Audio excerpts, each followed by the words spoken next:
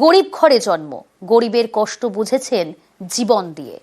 অনেক কষ্ট করে ডাক্তার হয়েছেন, তারপরও কিন্তু শিকড় ভুলে যাননি। ডাক্তার ফারুক হোসেনের কথা বলছি। চিকিৎসা করেন একেবারে বিনামূল্যে। সন্দেশখালীর ঘরের ছেলে এখন সন্দেশখালীর বড় ভরসা।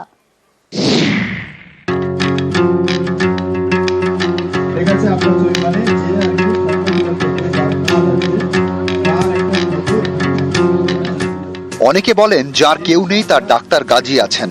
ফারুক হোসেন গাজী প্রায় 10 বছর ধরে সন্দেশখালীতে চিকিৎসা করছেন। 1 টাকাও ফিজ নেন না। এখানেই শেষ নয়, চিকিৎসার পাশাপাশি থাকা খাওয়া পড়ারও ব্যবস্থা করে দেন ডাক্তার গাজী। এ যেন গল্প হলেও সত্যি। আমাদের 4টে প্রজেক্ট চলে, বিনা পয়সার ডাক্তার আর বিনা পয়সার বাজার। প্রতি শনিবারে আমরা জামা কাপড়গুলো কালেক্ট করি বিভিন্ন জায়গা থেকে, নতুন নতুন জামা কাপড়, সেগুলো সাজিয়ে দিই। মানুষ নিজের পছন্দ মতো তারা সেখান থেকে জামা কাপড়গুলো বেছে নেয়। কেউ নেই তো, উনি যা দেয় তাই খায়, ঘর নিয়ে।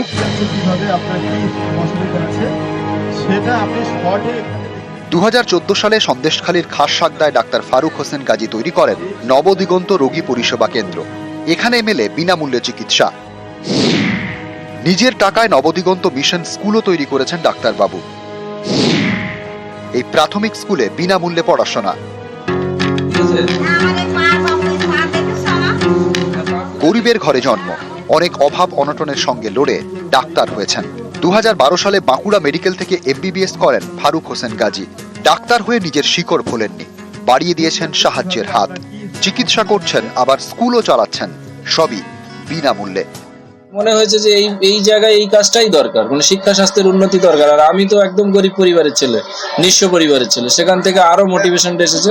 India book of records award পেয়েছি, এশিয়া বুক, ম্যাজিক বুক ইত্যাদি রেকর্ডগুলো পেয়েছি। আমাদের কলকাতার মেয়র ফিরহাদ হাকিমের হাত থেকে আলামিন অনন্য প্রাক্তনী অ্যাওয়ার্ড নিয়েছিলাম, যেটা আলামিনের 40,000 ছাত্রের মধ্যে 40 জন করে অ্যাওয়ার্ড দিয়েছিল।